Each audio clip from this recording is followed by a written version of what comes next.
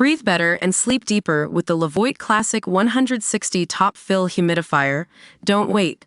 Check out the link in the video description to get your Levoit Top Fill Humidifier on Amazon today and enjoy a healthier, more comfortable home. Welcome to Terror Watch News, where we're breaking down the latest developments in global security threats.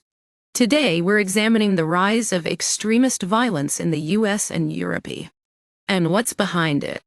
Terrorist attacks are on the rise, with recent incidents in New Orleans, Germany, and Sweden leaving many wondering if violence is an ingrained cultural behavior or a product of historical and socio-political factors. The global debate has gained renewed urgency as extremist groups like the Islamic State continue to pose a significant threat to international security. Let's take a closer look at what's driving this trend.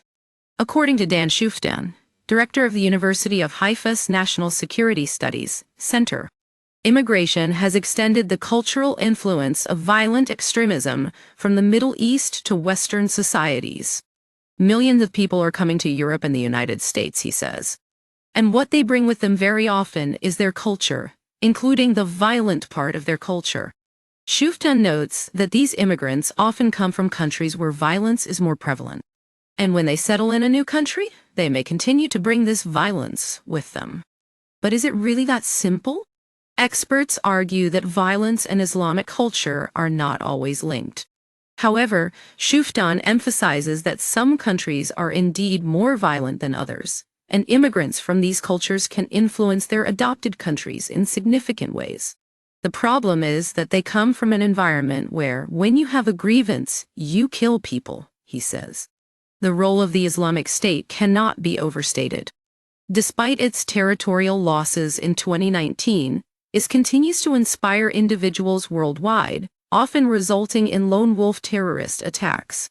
Fawaz Zabada, founder and director of the Center for Counterterrorism Studies at Georgetown University, notes that IS has become a transnational phenomenon and a powerful conduit for radicalized individuals around the world. The influence of IS is not always direct recruitment, however. Shuftan explains that frustrated individuals prone to extremism often look up IS online and then join the group on their own terms. This makes it extremely difficult for security services to predict and prevent attacks. Now, some are pointing fingers at President-elect Donald Trump's proposed immigration policies as a way to curb terrorism. But will these measures have an impact? Shuftan believes that reducing immigration could have a positive effect if it limits the number of people who come from violent backgrounds.